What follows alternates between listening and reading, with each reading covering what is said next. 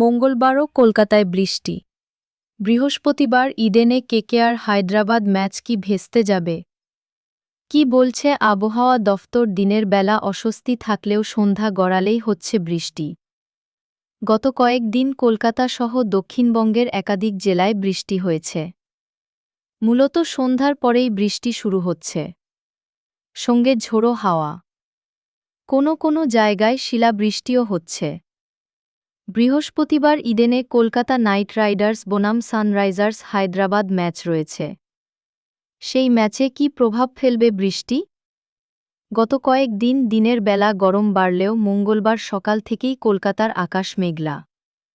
সকালেই কয়েক পশলা বৃষ্টি হয়েছে, যদিও বেলা বাড়ার সঙ্গে বৃষ্টি কমেছে। বৃহস্পতিবার কেমন আবহাওয়া থাকবে তার পূর্বাভাস দিয়েছে আলিপুর আবহাওয়া দফতর। সেই পূর্বাভাস মুখে হাসি ফোটাবে কেকেআর সমর্থকদের।